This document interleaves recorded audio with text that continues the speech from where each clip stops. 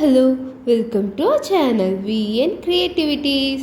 இன்றைக்கி நம்ம சேனலில் எதை பற்றி பார்க்க போகிறோம்னா, ஒரு சூப்பரான செம்ம டேஸ்டான அதே சமயம் ரொம்ப ரொம்ப சிம்பிளாக செய்யக்கூடிய ஒரு வெரைட்டி ரைஸ் தான் பார்க்க போகிறோம். இந்த வெரைட்டி ரைஸை சாப்பிட்டிங்கன்னா உங்களுக்கு முடி நல்லா வளரும் அப்படின்னு சொன்னால் உங்களால் நம்ப முடியுதா? நிஜமாக தாங்க. இந்த வெரைட்டி ரைஸை நீங்கள் சாப்பிட்டிங்கன்னா உங்களுக்கு முடி ரொம்ப நல்லா வளரும். ஏன்னா இது பெரிய நெல்லிக்காய் வச்சு செய்கிற நெல்லிக்காய் சாதம். இப்போ சொல்லுங்கள், இதை சாப்பிட்டா உங்களுக்கு நல்லா முடி வளரும்ல? முடி வளர்ச்சிக்கு மட்டும் இல்லைங்க, இதில் வைட்டமின் ஏ இருக்குது, நிறைய மினரல்ஸ் இருக்குது, இன்னும் நிறைய ஹெல்த் பெனிஃபிட்ஸ் இருக்குது இதில்.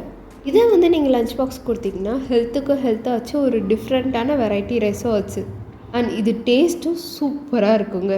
இது எப்படி பண்ணுறதுன்னு பார்க்கறதுக்கு முன்னாடி இப்போ தான் நீங்கள் நம்ம சேனலை ஃபஸ்ட் டைம் பார்க்குறீங்கன்னா மறக்காமல் சப்ஸ்கிரைப் பண்ணிடுங்க. கூட இந்த பெல் ஐக்கானை கிளிக் பண்ணிடுங்க. அப்போ தான் நான் போகிற வீடியோஸோட நோட்டிஃபிகேஷன் உங்களுக்கு வரும். இதுக்கு ஃபஸ்ட்டு ஒரு 6லேருந்து 7 நெல்லிக்காவை எடுத்துக்கோங்க. அதை இந்த மாதிரி துருவி எடுத்துக்கோங்க. துருவும் போது கொட்டை இல்லாமல் துருவிக்கோங்க, ஏன்னா அது ரொம்ப கசப்பாக இருக்கும். இப்போ ஒரு வானல் அடுப்பில் வச்சுட்டு அதில் கொஞ்சமாக எண்ணெய் ஊற்றிடலாம். நான் இங்கே ஒரு 3 டேபிள் ஸ்பூன் அளவுக்கு எண்ணெய் ஊற்றிருக்கேன். எண்ணெய் சூடானதும் கடுகு உளுத்தம் பருப்பு போட்டுடலாம். கடுகு பொரிஞ்சதும் நான் ஒரு 1/4 கப் அளவுக்கு வேர்க்கடலை எடுத்து வச்சுருக்கேன். அதை இதில் போட்டு நல்லா வறுத்துடலாம். இது கூடவே பட்டாணி பருப்பு அண்ட் முந்திரி இந்த மாதிரி கூட ஆட் பண்ணலாம், அதுவும் நல்லாயிருக்கும். இந்த வேர்க்கடலையை கரெக்டாக 1 நிமிஷம் நீங்கள் எண்ணெயில் நல்லா வதக்கிடுங்க. அதுக்கப்புறமா நான் ஒரு பெரிய வெங்காயத்தை ஸ்லைஸ் பண்ணி வச்சுருக்கேன், அதையும் ஆட் பண்ணி அது கூட ஒரு கொத்து கருவேப்பிலையும் ஆட் பண்ணிவிட்டு இதை நல்லா வதக்கிடுறேன். இந்த வெங்காயம் நல்லா வதங்கி அது கலர் சேஞ்ச் ஆகி அது கண்ணாடி பதம் வரணும், அந்தளவுக்கு இதை நம்ம நல்லா வதக்கிடணும். அடுத்ததாக இது கூடவே 2 வரமிளகாயை கிள்ளி ஆட் பண்ணுறேன். இப்போ இதோட சேர்த்து நம்ம நல்லா வதக்கிடலாம். வரமிளகாய் உங்கள் காரத்துக்கு எப்போ நீங்கள் கூடவோ குறைச்சோ போட்டுக்கோங்க. நான் இங்கே காரம் கம்மியாக இருக்கணுங்கிறதுக்காக 2 மட்டும் ஆட் பண்ணுறேன். ஏன்னா என் பொண்ணு காரம் அதிகம் சாப்பிட மாட்டா, ஸோ நான் கம்மியாக தான் யூஸ் பண்ணுவேன். இப்போ பாருங்கள், இந்த வெங்காயம் நல்லா வதங்கி கண்ணாடி பதம் வந்துருச்சு. இப்போ இந்த ஸ்டேஜில் நம்ம துருவி வச்சுருக்கோம் இல்லையா நெல்லிக்காய், அதை இதில் ஆட் பண்ணிடலாம். ஆட் பண்ணிட்டு அதையும் நல்லா வதக்கிடலாம். நெல்லிக்காயை இந்த எண்ணெயிலே நம்ம நல்லா வதக்கிடணும். அப்போ தான் நல்லா டேஸ்ட் கொடுக்கும். நெல்லிக்காய் போட்டதுக்கப்புறமா அடுப்பை கொஞ்சம் லோ ஃப்ளேமில் வச்சுருங்க. அப்போ தான் அது கருகிராமல் இருக்கும். அண்ட் கைவிடாமல் இந்த மாதிரி நல்லா கிளறிட்டே இருங்க.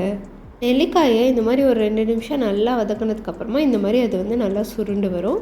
இப்போ இந்த ஸ்டேஜில் நான் ஒரு 1/4 டீஸ்பூன் அளவுக்கு மஞ்சள் தூள் ஆட் பண்ணுறேன். மஞ்சள் தூள் ஆட் பண்ணிட்டு அதை நல்லா மிக்ஸ் பண்ணி விட்டுடலாம்.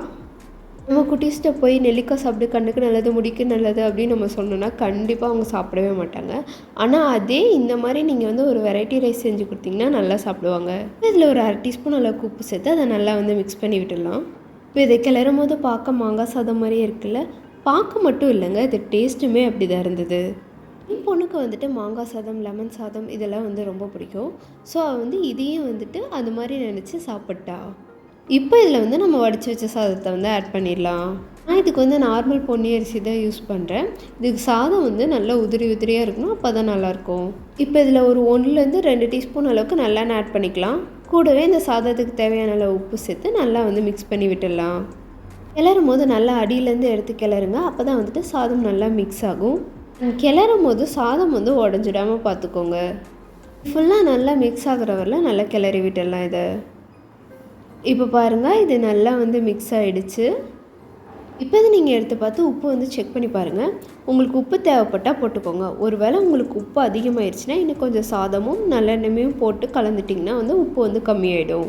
அவ்வளோதாங்க, நம்ம நெல்லிக்காய் சாதம் சூப்பராக ரெடி ஆயிடுச்சு. இனி இதை சர்வ் பண்ணிட வேண்டியதான்.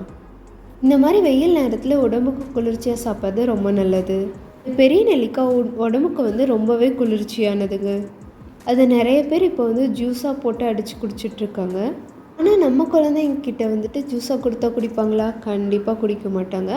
அதுக்கு ஆல்டர்னேட்டிவாக இந்த மாதிரி சாதம் செஞ்சு கொடுங்க, கண்டிப்பாக சாப்பிட்டு காலி பண்ணிடுவாங்க. நான் இதுக்கு தொட்டுக்க கத்திரிக்காய் வறுவல் செஞ்சுருந்தேன். கூடவே வீட்டில் இருந்த சிப்ஸை யூஸ் பண்ணிட்டேன். இந்த கத்திரிக்காய் வறுவல் எப்படி பண்ணுறதுங்கிறத நம்ம சேனலில் ஆல்ரெடி வீடியோ போட்டிருக்கேன். உங்களுக்கு வேணால் செக் பண்ணி பாருங்கள், நான் டிஸ்கிரிப்ஷன் பாக்ஸ்லேயும் போடுறேன். இந்த நெல்லிக்காய் சாதம் இப்போ என்னோடய ஃபேவரட்டாகவே மாறிடுச்சுங்க. ஹெல்த்தும் ஆச்சு, டேஸ்ட்டும் ஆகிடுச்சுங்க. நீங்களும் இதை மறக்காமல் செஞ்சு பார்த்து எப்படி இருந்ததுன்னு எனக்கு கமெண்ட்டில் சொல்லுங்கள். இந்த வீடியோ பிடிச்சதுன்னா லைக் பண்ணுங்கள், ஷேர் பண்ணுங்கள், கமெண்ட் பண்ணுங்கள், மறக்காமல் சப்ஸ்கிரைப் பண்ணிடுங்க. தேங்க்யூ ஃபார் வாட்சிங். Bye bye.